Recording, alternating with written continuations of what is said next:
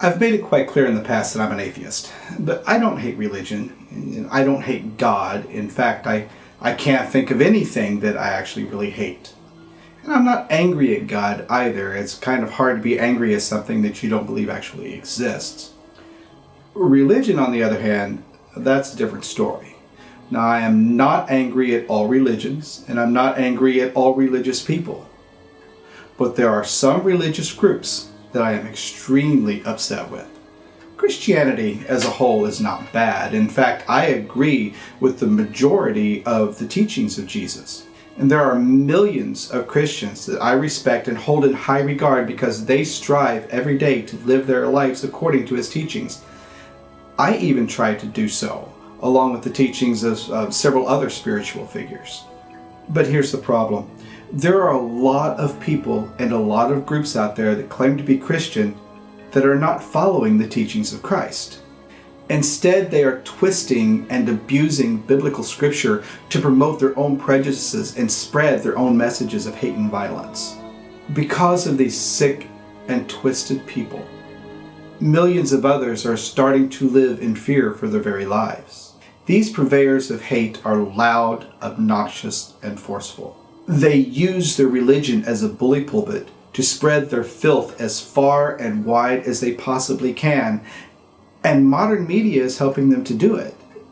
Not because they choose to do so, but simply because these fringe groups are so extreme and sensational that the stories about them make news media a lot of money.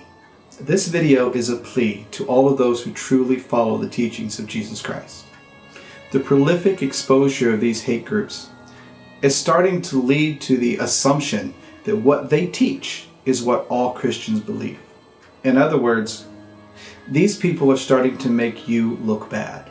When I was a Christian, I was proud to say that I was. But if I were a Christian today, I would be embarrassed to do so. I would be afraid that people would assume that I agreed with all of the hate that is being spewed in the name of God. I can speak out against these people till I'm blue in the face, and it won't do much good simply because I'm an atheist. People will assume that I am simply waging a war against God. But I'm not, and I personally don't know any atheists that are. But my words end up falling on deaf ears, or I end up preaching to the choir, so to speak, and that's why I need you. That's why this country and even this entire world needs you. We need you to not only preach and teach the messages of love that Jesus Christ gave his life for, but we need you to stand up against those that are destroying the good name of Christianity. We need you to stand with us and declare your displeasure at what they are doing. We need the world to know that those who condone the wholesale slaughter of gays and lesbians are not speaking for you. We need the world to know that those who condone the subjugation of women are not speaking for you.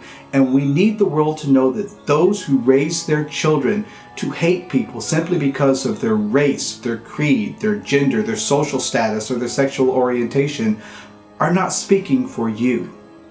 Please, I beg of you, don't let them win. Don't let them turn the loving messages of Christ into hate. Don't let them destroy what you have worked so hard to achieve in the last 2,000 years. These people are turning the public opinion of Christianity into one of repulsion. Don't let them get away with it. Publicly protest them. Put up billboards condemning their actions, as a lot of other churches have done. Encourage your ministers to not only preach and teach, but to also be activists. Hate groups have been using activism for a long time now. I beseech you to do the same. If you stand up against hatred and bigotry, I will stand beside you.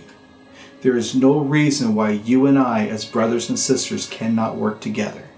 Please do whatever you can to stop these people, not just for me and for the people that I love, but for the future of Christianity itself. It's not atheists that are destroying religion. Sadly, it's the religious. Thank you for your time.